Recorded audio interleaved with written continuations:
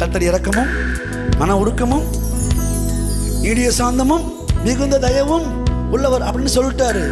அப்படி சொல்லிட்டு போயிருந்தாரு நம்ம சொல்லியிருப்போம், ஆமா தாவீதுக்கு கர்த்தர் அப்படி இருந்தாரு அப்படின்னு இருப்போம். ஆனா அப்படி நீங்க சொல்லக்கூடாதுன்றதுக்காக அடுத்து அவர் சொல்றாரு, கர்த்தர் நீதிமான்கள் மேல், பரிசுத்தவான்கள் மேல், தேவனுக்கு சொந்தமானவர்கள் மேல் இல்ல இல்ல இல்ல இல்ல கர்த்தர் எல்லார் மேலும் தயவுள்ளவர்.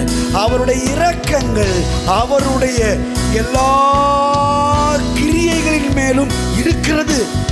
எல்லா கிரியைகளின் மேலும்னா மிருகங்கள், ஊரும் பிராணிகள், பறவைகள், மரம் செடி கொடிகள், இது எல்லாவற்றிலும் என்ன இருக்குதான்? அவருடைய இரக்கங்கள் இருக்குதான். இப்போ அதெல்லாம் அவருடைய கிரியை செய்கை சிருஷ்டிப்பா இருக்குமானால் அப்ப நம்ம யாரு?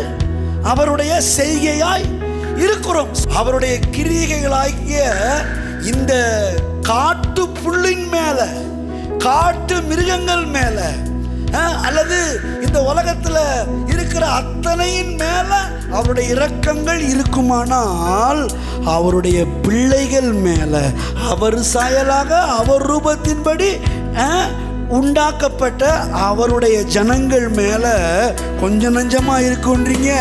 இல்லவே இல்லை. மிகுந்த கிருபை, மிகுந்த இரக்கம், மிகுந்த தயவை கர்த்தர் நிறைச்சு வச்சிருக்கிறார்.